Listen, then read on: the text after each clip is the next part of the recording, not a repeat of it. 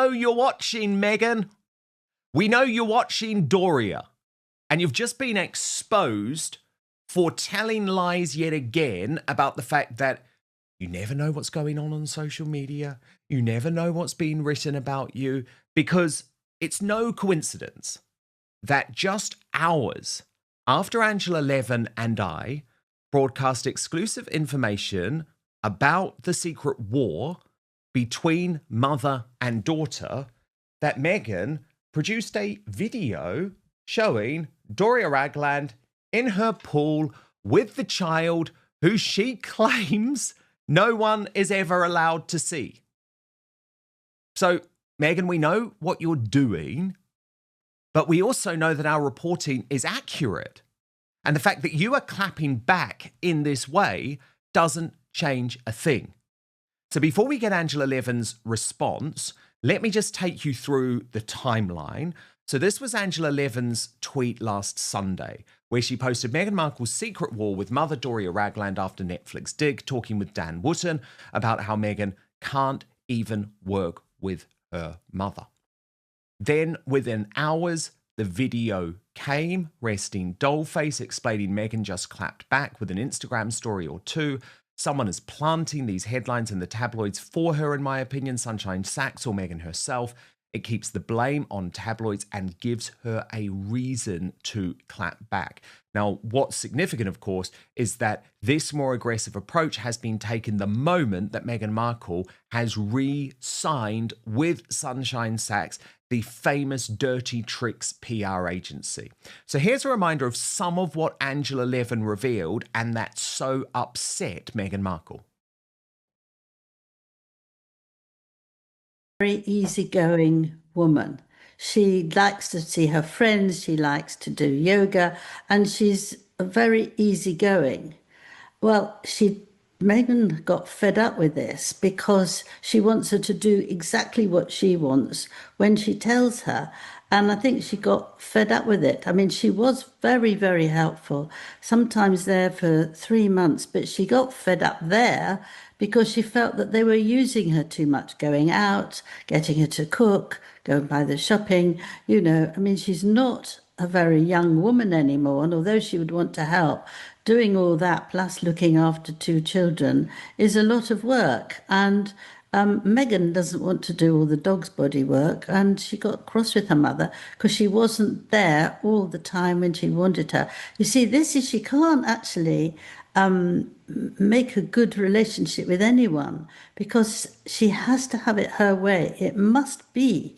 And she gets very fed up if people don't immediately do what she wants. That's why she's had so many aides who leave. That's why, Harry's fed up. She just is a woman who thinks that she's the only person who can make decisions.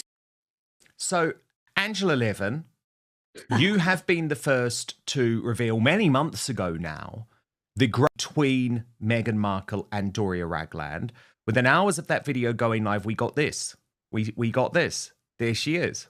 Doria pictured in the pool with Lily. And then, of course, we got the dance and we got lots of other pictures of the children and images of the children, because that's what Meghan does when there's a headline out there that she doesn't like. But I guess the first question to ask, Angela, is do you stand by your reporting even though Doria happens to be in that pool? Absolutely. I think I was being quite nice, really. I mean, she's been very, very difficult to deal with, as Meghan. And her mother's tried very hard to help her. She was always there when she was difficulties. She's come to help her with the cooking and all these things. But I think she got fed up when she had to do a very long, several months. And she actually does like to see her friends and get on with her own life as well. I mean, we didn't mention that Meghan calls her a free spirit, which some people find is quite unpleasant because she's not fixing everything into a certain time with certain dusters and everything like that. She's very easygoing with what she does, and she feels that she's had enough of it. She was there for the wedding very nicely, but she was there on her own. Meghan didn't get her a friend to sit next to her, and it was the king. Not he wasn't the king then, Prince Charles. She didn't know what to do at the end of it. She was looking forward, and she did look, for the first time I've seen, very, very disturbed. And he went up to her and he had Camilla on one arm, her on the other arm, and she took them all down the stairs and out and spoke to her very nicely. What a charmer, I thought. Meghan's responsibility to have one of her friends sitting next to her. There was no other member of the family that she'd known, that Meghan had known. Not everyone was awful. And so she just didn't bother. So you can see from that how she behaves. I think it's very moving for a mother when their child gets married, and this one was absolutely blinding. There we are, there's the picture, because, there's your daughter, and she's going to be, a princess. And I thought that it was very unkind. And I think that unkind slip has gone the way through. And Meghan did actually feel that she's got to stay in when they want to go out. She has to pop along and get some food. She has to cook it. She has to look after the children. Two small children can be extremely exhausting. And I think when Meghan probably lost her temper or said something that she didn't like, that was the end of it. And she was going home and not coming back. Yeah, because Doria Ragland's 69 years old, and the suggestion she was spending much more time at the house than what she is now. But the fact that Meghan puts out one image or one video, I mean, lots of people are questioning, Angela, whether that was even a new video. A lot of people saying, actually, on Sunday, it wasn't warm enough in Montecito for them to be in the pool. We don't know that. We can't prove that. But certainly that is one of the tactics that Ms. Markle uses to put out old social media videos when it suits her, right? Yeah. But that doesn't make any difference to what I think. And to get someone quick, hurry up, get in the water, make sure that everyone thinks you're having a lovely time and this is what you do every Sunday.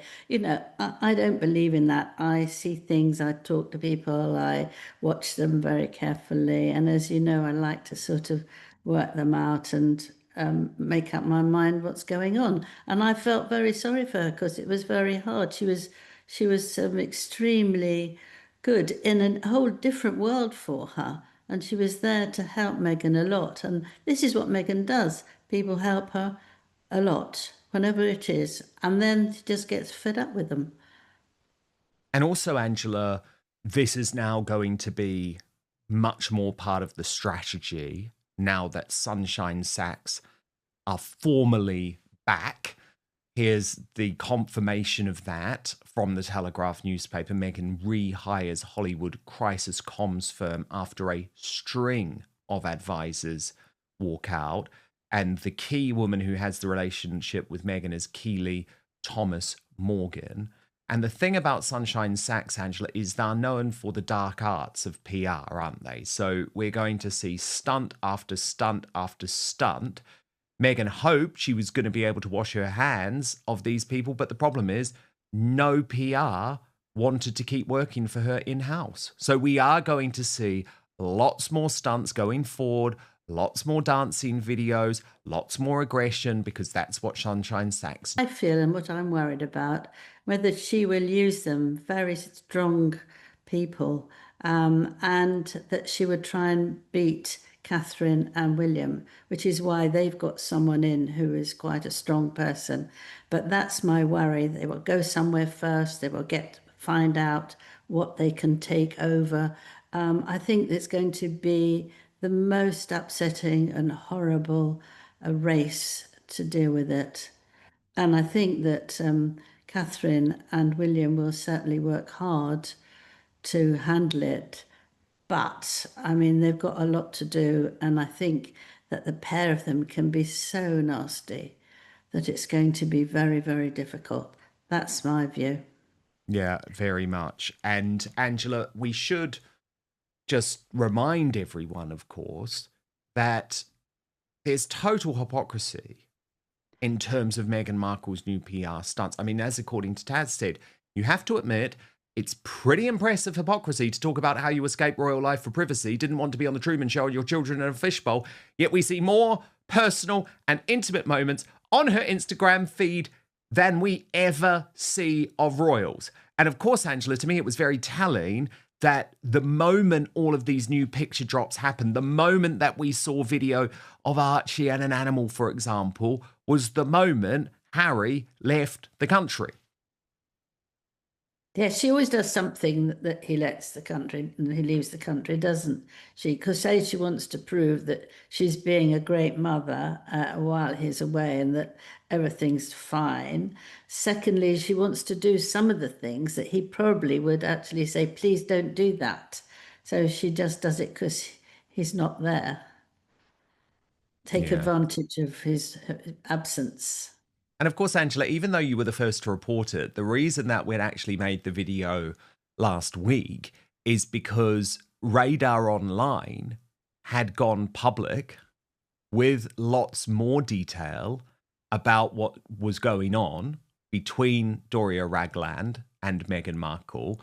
Some of it is worth repeating because it was this use of the term free spirit, as you pointed out, and a source close to the Sussexes said the wording was deliberate, with an insider adding on the face of it, it sounded warm, but among those who know them, it came across as a quiet step back, signaling that Meghan and Doria have very different ideas about parenting and family. Another added it came across less as praise and more as a subtle point of difference. They also said that the living arrangement between Doria and Meghan has now ended for good, with another source saying Doria was once a regular fixture in the household, closely involved in caring for the children with Meghan and Harry, but she is no longer living there, and people around them have taken note. A television insider even said that it was totally planned, the fact that they'd used this line against Doria. One television insider said everyone involved knew that each personal remark would be scrutinised, and the language around Meghan's mother drew notice for setting Meghan up as a deliberate, highly organised parent in contrast to a more free-spirited Doria. So,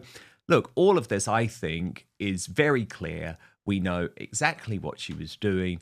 It was choreographed. She doesn't like the truth. And it's also pretty grim. It's pretty grim, Meghan, to be using your mother, who has made it clear that she doesn't want to be used, that she doesn't want to be part of this constant bid for attention, as a social media pawn. But no wonder, Angela, the latest YouGov figures show that Meghan has actually remained, in the UK at least, the least popular member, with her popularity dipping to its lowest level ever. Angela, so the whole idea that this can be turned around seems to be for the birds, because actually it's getting worse. It is. Let me just say one more thing that I feel does make it the worst, that now those two children don't have any family around them at all. They had their grandma, so they could be close to her, but there's no one. There's no uncle, there's no anybody there. You know, she doesn't see any family on either side or on Harry's sides.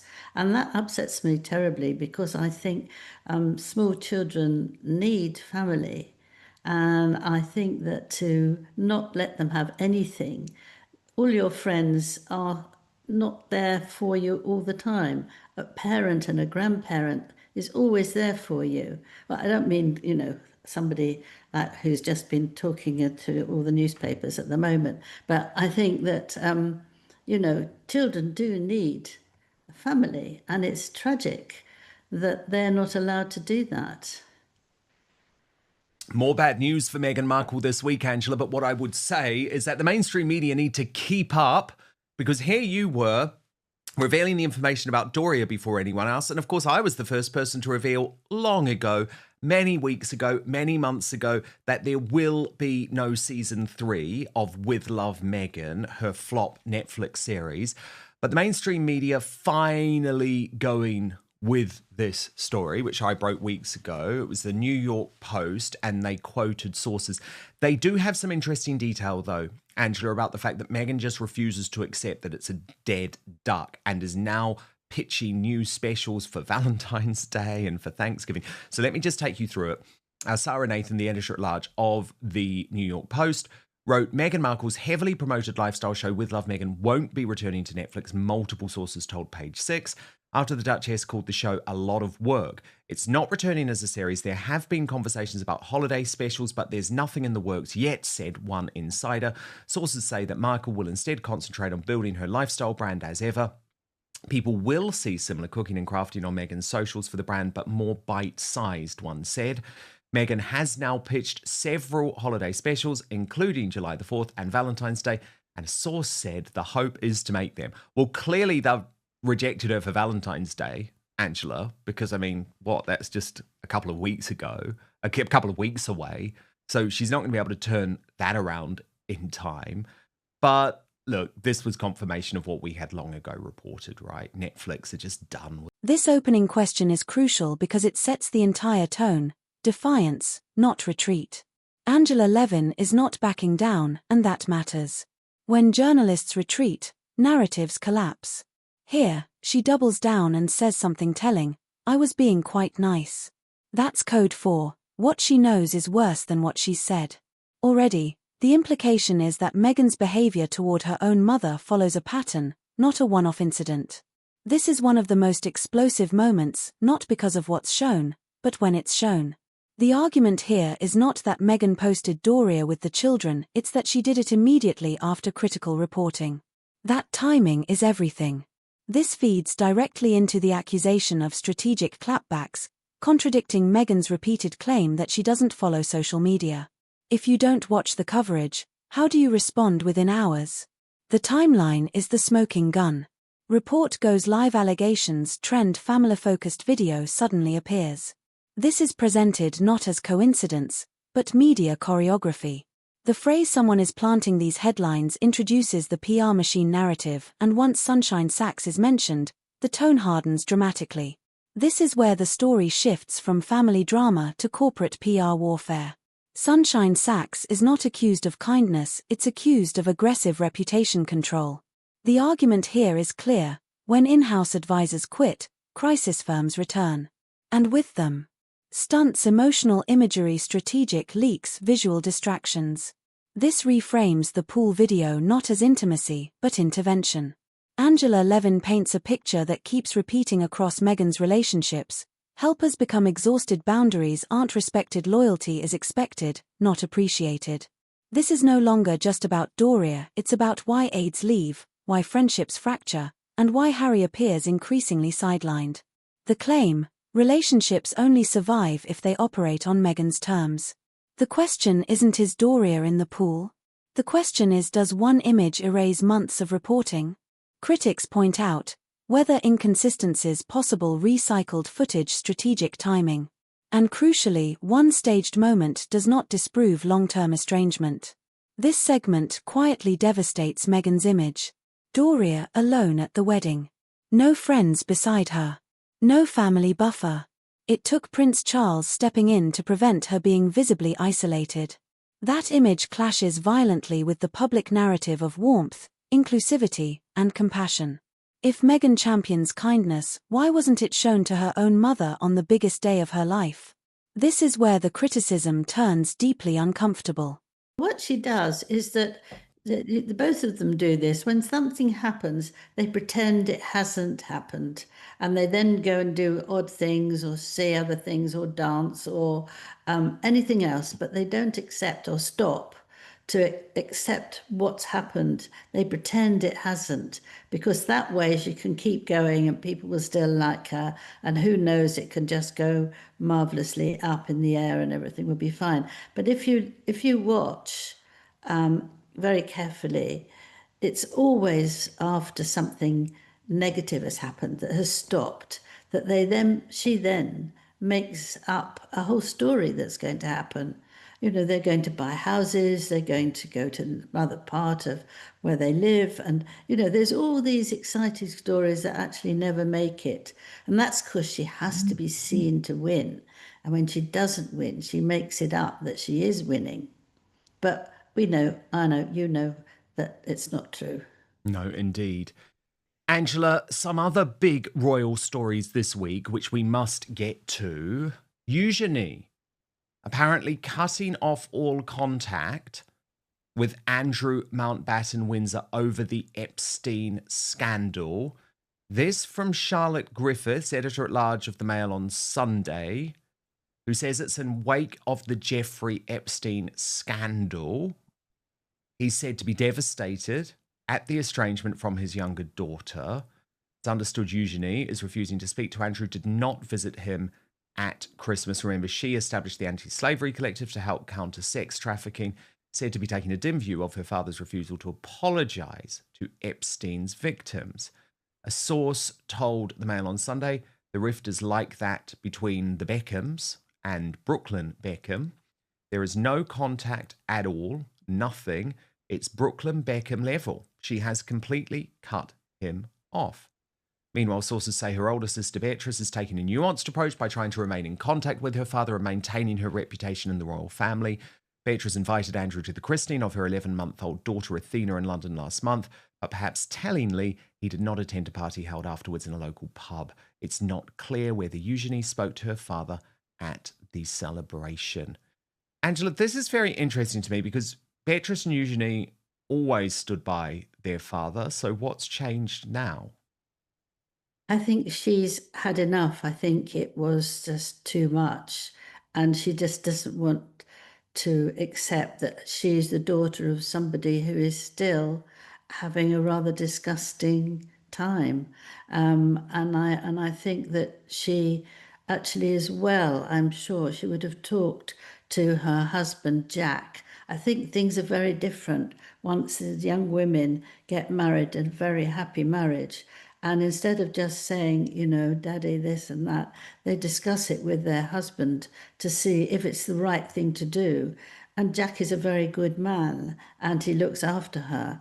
And I'm not saying he has, I'm not saying he will, but actually you tend to talk to somebody like that who can really help you. And she doesn't want her name taken with that. I mean, she's very close to King Charles and she's a very good person who wants to do good.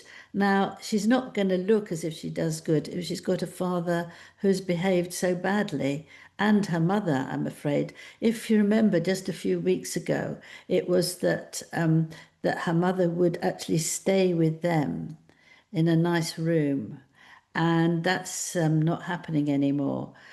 She didn't want to, and I think that Eugenie also decided that it wasn't appropriate, and they didn't want another Meghan's mother there. But that's a joke. I don't laugh. But I think that it's just that she's now got to do her life in an honourable way, and she doesn't want to be associated with how they've behaved. I mean, it is really, really shocking. Really, it's terrible. And if your child is shocked by this, they shouldn't have to pretend that you're still lovely and you're very interesting and come for dinner and let's all have a lovely time. You just don't want to do that anymore. You've grown out of it.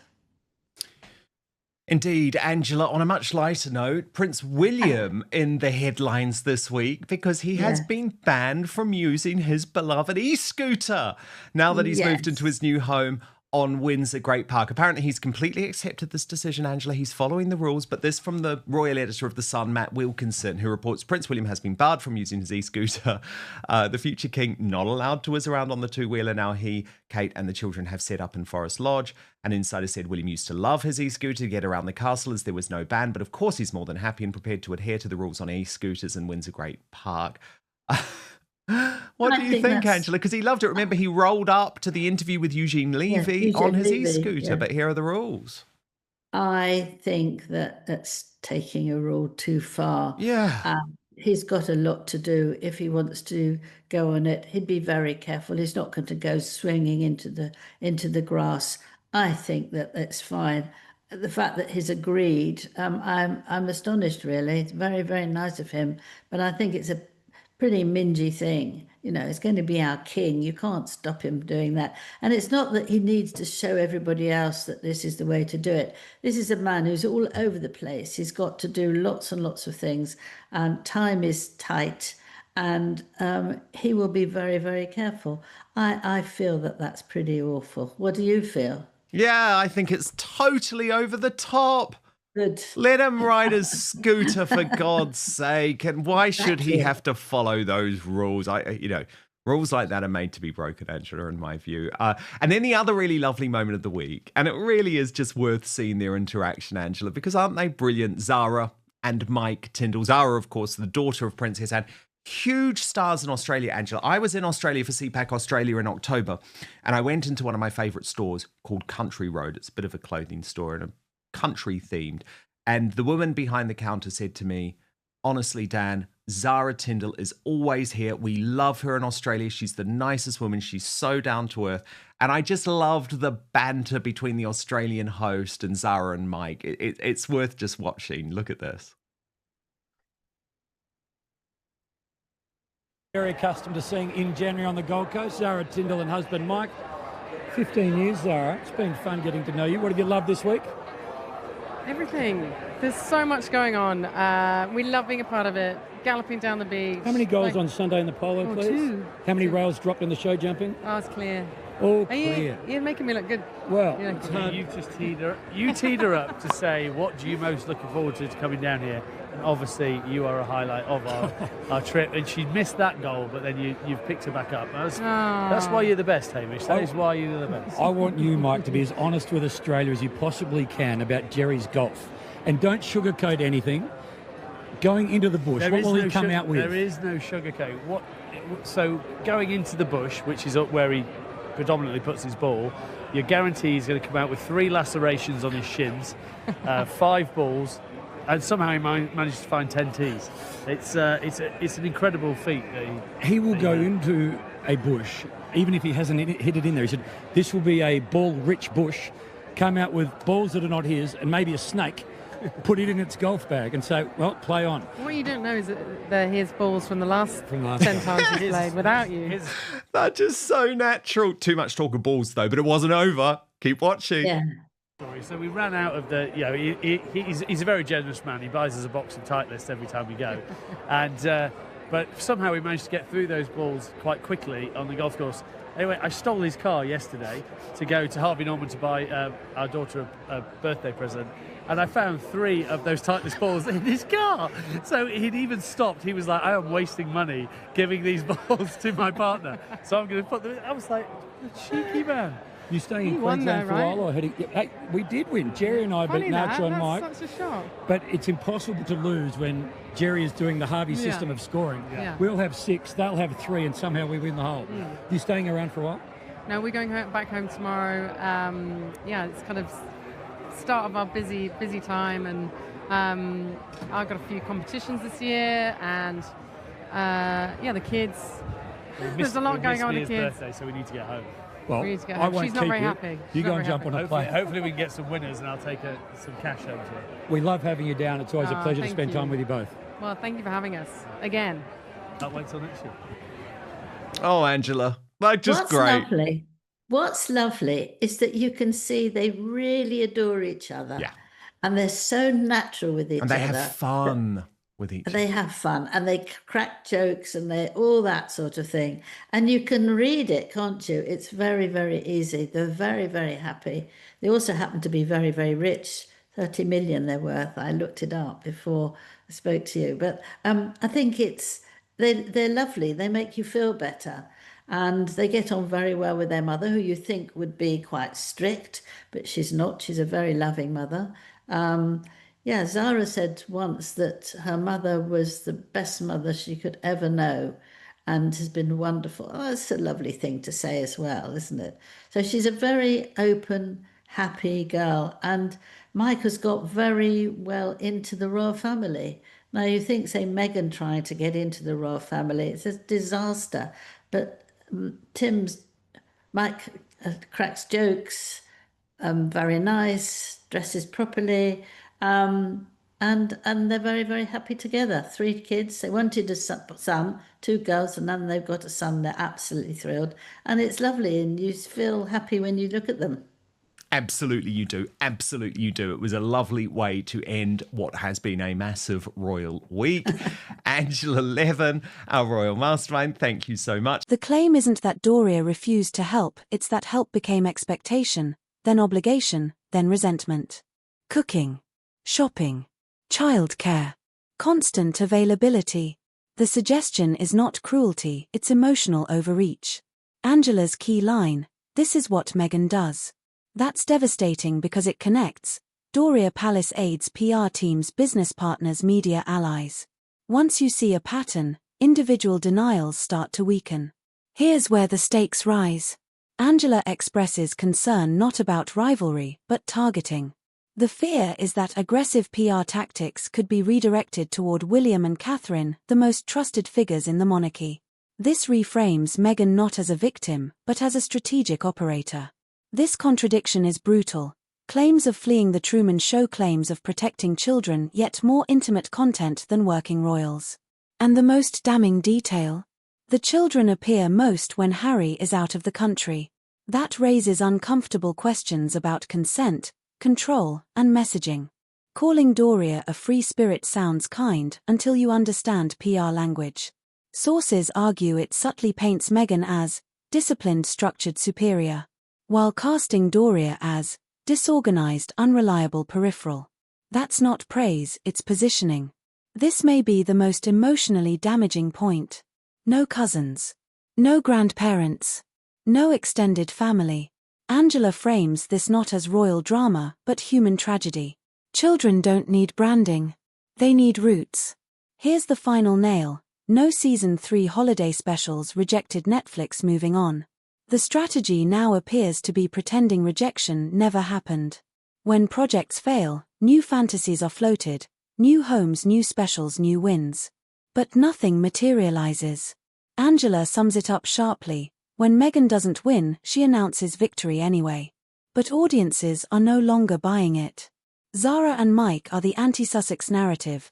No PR games, no victimhood, no chaos, stable family, natural humor. They show what happens when someone integrates instead of dominates. This wasn't just an interview. It was a case study in image management versus reality. And the public, judging by polls, is no longer confused. Now it's your turn. Do you think Meghan uses family moments as PR weapons, or is this unfair media targeting? Is this journalism, or obsession? Is the timing coincidence, or calculated? And most importantly, who do you believe? Drop your view in the comments. Like if you think the media should keep pushing back. Subscribe for uncensored royal analysis. This conversation isn't over, it's just getting louder.